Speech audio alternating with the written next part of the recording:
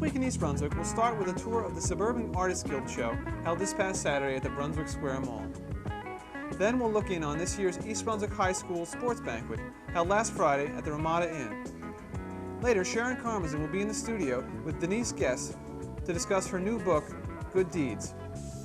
On Kids Comments, Brigge will review The Fabulous Flight, followed by Consumer Aware with Mary Tenascio discussing the revamping of the township's cable television system. These items, plus Township Council coverage, follow after this announcement from the East Brunswick Division of Recreation. Parents, do you want your children to have a summer of fun that's not too far away from home? Well, then why not register them for the East Brunswick Division of Recreation's Summer Day Camp Program? This year's program will be held Monday through Friday, running from June 25th through August 3rd from 9 a.m. to 12 noon. Camp will be conducted at the following school locations: Bound Monroe, Chittick, Frost, Memorial, Roselle Smith, and Warrensdorfer schools. This program is open to all East Brunswick children between the ages of 5 and 12. The registration fee is $40 for the first child, $35 for the second, and $100 for 3 children or more in the same family when registered at the same time. For further information, call 390-6797 or read the Division of Recreation's Spring and Summer Activities magazine. The Suburban Artists Guild of Middlesex County has exhibited works in their annual show at the Brunswick Square Mall since the mall was first opened. I spoke to Ann Rippish, one of the show's organizers, about the Guild, its show, and about some of her own work with oil painting. It originated in 1963 by children. How many artists are there? 18. And what media do you have? We have practically about every media. We have watercolors, oil, acrylics, pen and ink, copper, anything that's a fine arts. I see you deal mostly with oils. How long have you been painting? I've painted about, I would say, 10 years, and I happen to like oils because I can push them around and do what I want with them. What are you working on now? A landscape. I haven't painted for about a year, and it's sort of difficult for me to get started again, but it won't take long. Are there any people from East Brunswick here that you can recommend? Yes, I would recommend very highly Mrs. Eunice McRitchie, who has done a great deal for our organization. She was president, as I was, and she has kept it really going. As Ann continued her landscape, we visited with some of the 18 artists at the show, beginning with Ann's suggestion of former Guild President Eunice McRitchie. Eunice has been with the Guild since 1967. Some of her best-known work is a series of pen and ink drawings of the Old Bridge Historic District featured in a recent East Brunswick Historical Society calendar. Her other work runs the gamut from oils, pastels, watercolor, and acrylics to three-dimensional work in clay and polymer resin. We next met James Banos of Oceanport, New Jersey, who for 30 years has worked in copper repoussé. With this technique, he explained, a sheet of thin copper is shaped with specialized tools for fine detailed work. It is polished and buffed, then oxidized, and covered with several coats of lacquer to achieve a brilliant finish. Art in Copper by Banos ranges in subject matter from reproductions of famous firearms to famous Indian chiefs, to flowers, and to wild animals. Later, we spoke to East Brunswick resident and oil painter Don Osner. His works are a familiar sight at community art shows in the area, and many of his paintings are owned by township residents. Some of his landscapes depict very familiar spots around town, like this one of the Kellerman Farm on Riders Lane. Others capture a lazy day by the DNR Canal or scenes by the Jersey Shore.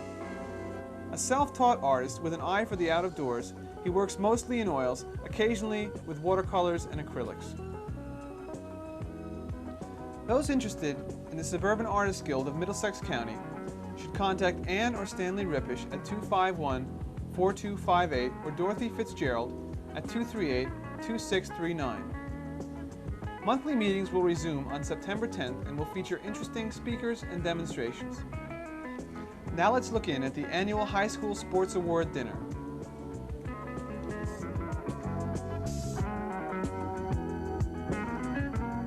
For for the 9th consecutive year, not only these athletes, of course, who were all conference, but all of the athletes contribute tremendously to the success of the entire program. And the award that is being held by these two fine coaches represents the most prestigious award in the Middlesex County Athletic Conference. It is the J. Doyle Award. It is presented to the school that has amassed the most points in each sport.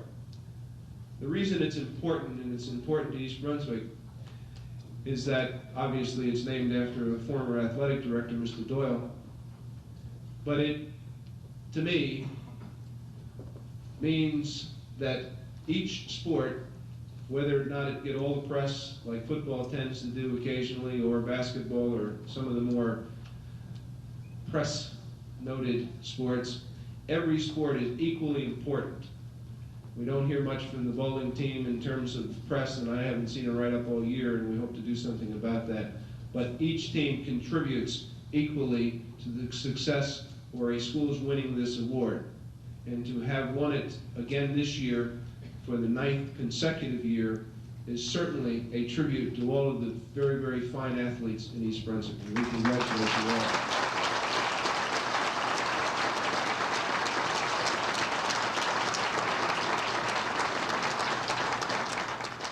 Following the banquet, I had a chance to speak with Charlie King.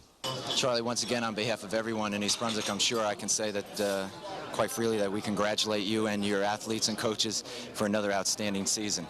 Thank you very much, John. These ladies and gentlemen are some of the fine athletes that we have in East Brunswick, and the J. Doyle Award is very, very important to our school. Mr. Doyle is our athletic director, as you know, and it is indicative of an overall program that has outstanding accomplishments. So for the 9th consecutive year, we're extremely proud and extremely happy for everyone in East Brunswick. Charlie, congratulations are also in order for you yourself being recognized as the Athletic Director of the Year in the conference, I believe. And so it goes without saying, but we should say that a fine athletic program needs a fine leader, and of course you're that and much more. Thank you, John. It was given by the county athletic directors, and we are very, very proud of that. Maybe because of all of the grief and so forth that we put up with the trying to get the super conference off the ground, which was voted on today and approved by the schools. 29 schools voting yes, so we're involved with that as well. Well, Charlie, we'll catch up with you another time to talk about the Super Conference. I know that you want to move around here and meet some of the other people. Again, thank you. Thank you for allowing us to be with you this evening. Okay, thanks, John.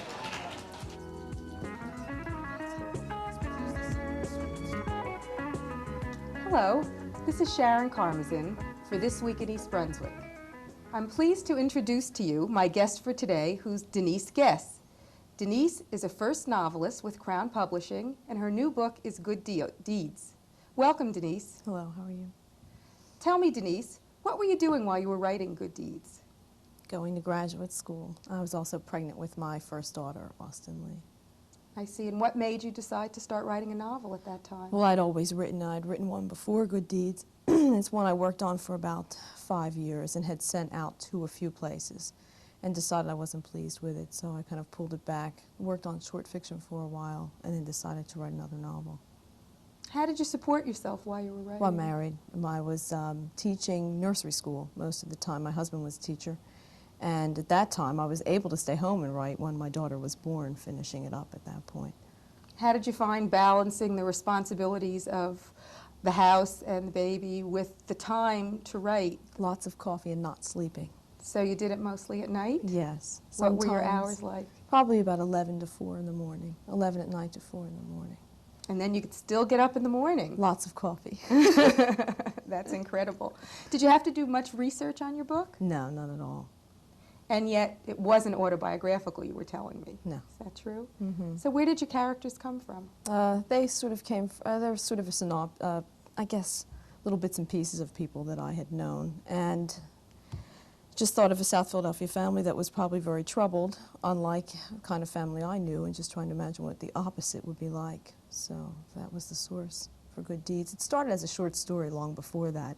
And there's a novel within the novel that was also a short story written probably 4 years prior to the novel. So all the little bits and pieces that I'd done nothing with finally sort of found their place within the context of good deeds. How did Good Deeds get published? Well, I had an agent. She accepted the novel in, I guess it was June of 1982. And in August started sending it out. In October it was accepted at Crown. It had been to probably 3 publishers before that. So it was relatively quick. Neither one of us were expecting anything like that. We figured it would be a year, maybe 2, maybe never, before anyone took it. And with a major publisher, too. Yes. Well, how has the response been since the book's been published? It's been very good, and it's been very exciting. I'm very pleased. Most first novelists are expecting that nothing will ever happen, that there'll be no advertisement for their book or anything like that, but it's been very fortunate. Crown has been behind it 100% from the beginning and been extremely supportive. So I've been very pleased with everything that's happened. And of course, you've gotten wonderful reviews, and that doesn't hurt at all. Mostly. Is there a second book in the making? I started that about a year ago anyway. Once the rewrites from Good Deeds were finished, I think it's best to go on and stop thinking about the novel that's done and just get on with the next process. That, too, has been coming out in a group of short stories, but recently, now that I've finished teaching for the semester, I've had time to sit down and really start working on it. How is a second novel different than a first novel in terms of the process? Well, Good Deeds I don't even consider really a first novel. I consider the first one that I spent 5 years on and put away the first. I think of Good Deeds as a second, but the first published. So this feels a lot more comfortable because it feels like a third. So it'll probably be a second published, but it feels like a third to me. It's more difficult once one has been published, however, because you go back and look at the finished product and suddenly you can't remember when you knew to use narration here or dialogue there. And you sort of have to forget you've ever done it before and sit down and start and do it over again as if it's the first time. What's the worst part about novel writing? I can't think of a worst part. I guess the length of time. To other people would seem the length of time you have to spend. Because you know when you begin a novel that it's going to be a commitment of a couple of years. It's not something that's going to come out very quickly. However, Faulkner's been reputed to have written a novel in 3 weeks, but then we're talking about genius, so that's another story altogether. You mentioned that you're teaching, is that Yes, right? at Rutgers. At Rutgers. Would you expect to be able to ultimately give up teaching in favor of writing I wouldn't full-time? want to do that.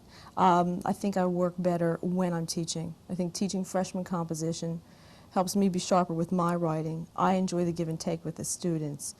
And I'm, I think, more of an extroverted person. They say most writers are very reclusive. I only feel reclusive when I'm actually in the process. But for those lull periods when you're really not working on anything, I like being out with the public, and I like teaching. So. And you I would consider like to freshman balance both. composition to be stimulating? Yes, I really like it. My colleagues keep telling me that I'm crazy, but I truly enjoy it. Tell me, to what extent would you ever consider writing in another form, for example, a screenplay? Maybe of your own book? Sounds interesting. I think, though, that that's probably almost as difficult as writing a play, and the playwright has to be concerned with many different levels that a novelist doesn't. And so does a person writing a screenplay. I think they have to know camera angles. They have to know all of that. And maybe if I could learn all of it first, I'd feel comfortable. I'd feel comfortable with dialogue than a screenplay. Well, I know very recently a review of yours has been published, one that you wrote of another book. How does being published affect you as a reviewer, do you think? It gives you some confidence. And no one would come to you to review anything if you had not been published already. So it's nice. And that's a very different kind of writing, too. That's the first one I've done. And it was kind of difficult because this was a woman's third novel that I was reviewing, and I felt a little tentative and hesitant, just coming out there as first novelist and having to say anything about someone else's work. But I enjoyed her book very much, so it's a nice form to be working with. It's different. Do you expect to be doing more reviewing in the future? Yes, I was just assigned another one, so that one should be up in the Inquirer also on June 18th. Well, I thank you very much for being with us. Thank you. And I'd like to invite everyone to pick up a copy of Denise Gess's new book, Good Deeds. We have lots of them here at the library, and they're extremely popular, I can tell you. I'm sure you will enjoy them as much as people who've been taking them out in preparation for her visit today for the Friends of the Library. This is Sharon Karmazin for This Week in East Brunswick. Until next time.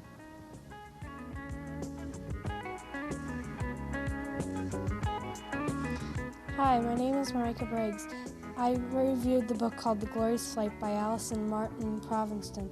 This story takes place in Cambria, France in 1901. Cars have just been invented, but some people still use horses and buggies.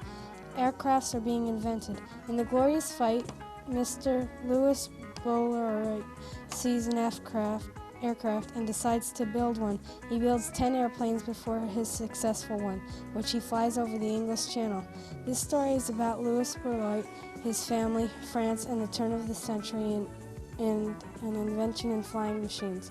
The Glorious Flight has illustrations on each page to help and explain the writing. The illustrations are like paintings you would see in an art museum. They are pretty much self-explanatory. The illustrations are French-looking. This book would be interesting to kindergartners to children of 10 years old. When a preschooler to a kindergartner wants to read this book, it would be best to have an adult read it to him or her. However, the author of this story is able to talk to small children well so that they can understand the story. This book is based on a real person named Louis Bollard who did fly over the English Channel.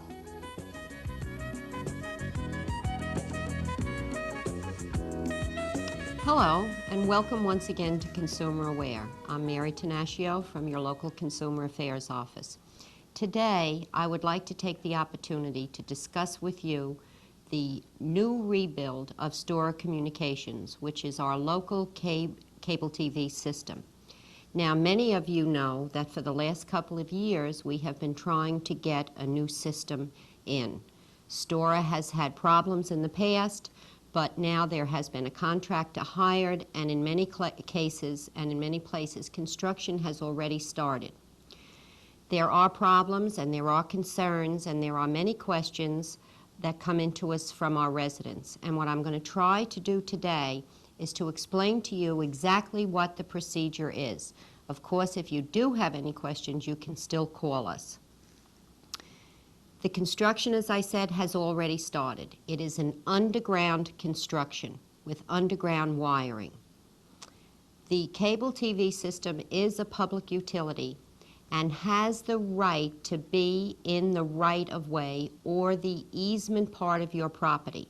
Now, some people have a problem with this. They feel they maintain it, that they pay taxes on it, and that no one has a right to come through and dig it up. But they do have the right. Our concern is that they get the information to the resident that they are coming through their area.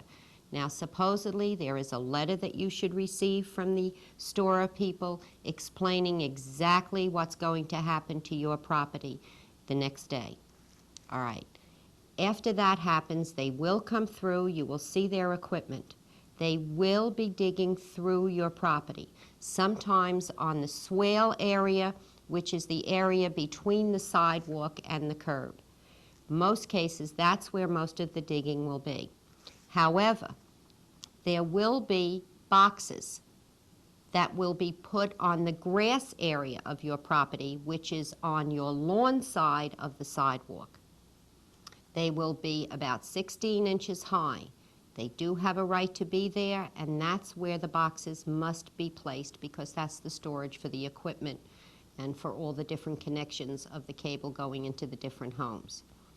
There is a restoration policy on file with the township, and all properties are to be restored to the way it was when the construction company came through. If there are any problems or damages done, they will be taken care of within 24 hours. The complaint procedure is as follows. There is a foreman on the job that has to be with every crew. If there is any problem or any complaint, if you have any questions, concerns, or things aren't going the way you think they should be, you call the Consumer Affairs office. We are the complaint office. We will then go right out to your property, contact Stora, have the foreman there, and settle the problem right then and there.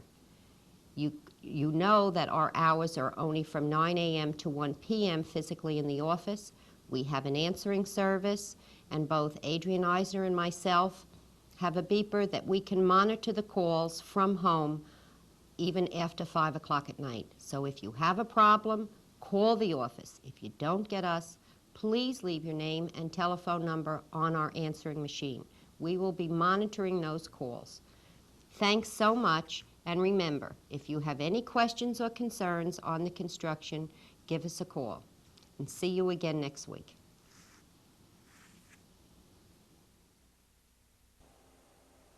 An article in the Home News on the potential water pollution from the Edgeboro landfill sparked much discussion at Tuesday's council meeting. Township Administrator John Runyon gave the council some background information on the report, which was the basis of the article. This report was received by the administration in April of this year, and one of the things that the report pointed out was that there could be, and there was no potential for, pollution of East Brunswick's water supply from the relationship of the Edgeboro landfill to the aquifer.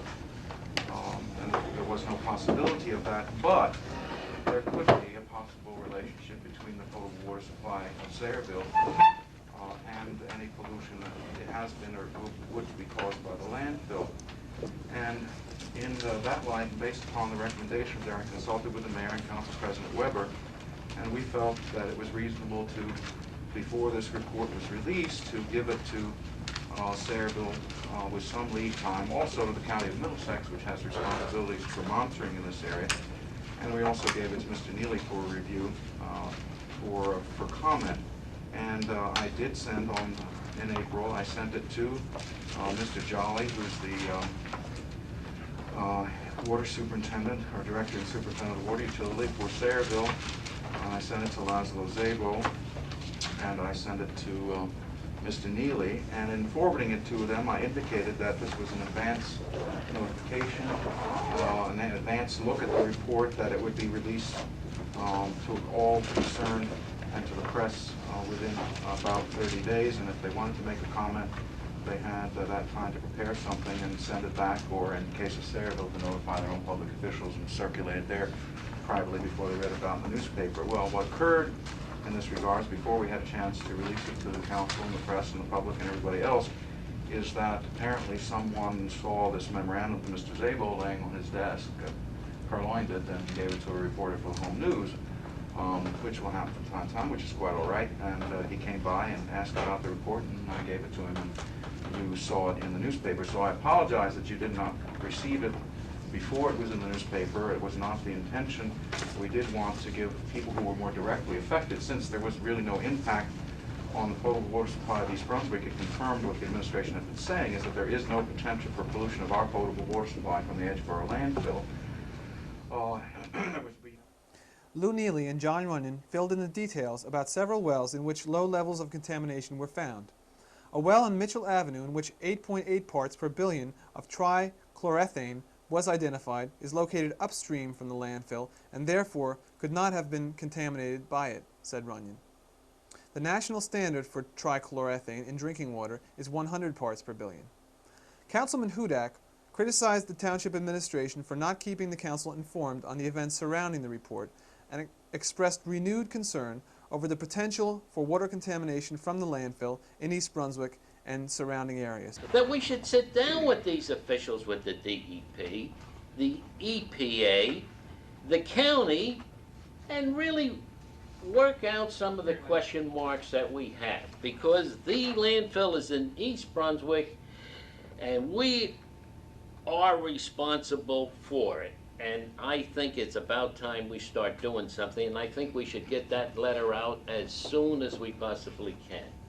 And I hope the other board, would you concur with my thoughts that we request the EPA to come in from New York, take the organics and inorganic testing, which they will do, and then the DEP in Trenton, we sit down prior to these testings and then come out with, then I'll kind of concur with some of your positions. For us, and the relationship of Edgeboro to the community of East Brunswick, our concern must be the potential for pollution of our water supply. we have to have a broader regional concern. East Brunswick has had that broader regional concern, Mr. Hudak, since 1974, when I became chairman of the Middlesex County Tollway Water Quality Management Planning Program. I have been saying, and I can bring in newspaper clippings, I have been saying for over 10 years that there needs to be concern for the water quality on the other side of on the downstream side of the river because of the pollution potential not only from Edgeboro, but from Kinbuck, from the Edison landfill, and from other places. Now, I mean, if in terms of concern and energies, I used to spend about 20 hours a week for about 7 or 8 years on these issues. And, but as far as East Brunswick is concerned, we've got to be concerned about our water supply. And you can make all the outrageous statements you want, but the contamination that has been demonstrated, and we keep saying, do more tests. Every time we get a set of tests that leads to, let's do more testing. I agree, there should be consistent, quality, timely testing forever around the landfill. But every time we get a set of tests that demonstrate something, we review it, then that leads to, let's do 12 more tests. And as if the questions haven't been answered. The fundamental questions have been answered. Is there a relationship between the Edgeboro landfill and our water supply? No. Could there be, possibly ever? The answer is no. Has the Edgeboro landfill polluted? The answer probably is yes. There is pollution in the test wells that could be related to. What kind of pollution is that? The pollution that has been identified and can be directly attributable to the landfill are organics. Organics can be treated just like New Brunswick treats our water that we get from them. So Sayreville has no problem in terms of providing a potable water supply at this time. Is there a possibility that there is other contamination that we need to monitor for? The answer is yes. And we need to continue to monitor for that. That is a regional responsibility. I don't believe that you should, as East Brunswick Council people, take on the responsibility of that, at least financially. I think that's a financial responsibility of the Borough of Sayreville and the County of Middlesex. I think you should participate in it. I think you should lobby for it. I think you should push for the continuation of the environmental improvements that have been in the past, but then we've been doing that for over 10 years. But in terms of the fundamental questions about water quality, which should be of concern to East Brunswick residents, those questions have been answered time and time again. And to continue to pursue testing as if there will be a different answer to those fundamental and basic questions is just wrong, because it continues to give the public the impression that in fact there could be, or there is, or there might be a relationship between what's going on in Edgeboro and their water quality. There has never been, there never will be, and there isn't now. And we've got to start reassuring the public that that is in fact the case, and to continue to muddy the waters with all of these kinds of things, on that issue, I think is irresponsible on the part of public officials, given all the evidence that we have presented time and time again. It just continues to be irresponsible. And if that's the thrust, quite frankly, of what Mr. Hudak is suggesting, that we continue to keep question marks in our residents' minds about the potential pollution from that landfill to our water supply, then I think that's irresponsible public policy. If what he's suggesting is that we have to continue to show leadership to assure that whatever pollution has occurred as a result of the landfill is minimized so that our neighbors are not adversely affected, then I think that's good public policy, and I think that's what you need to do. That's all for this week. Thanks for watching.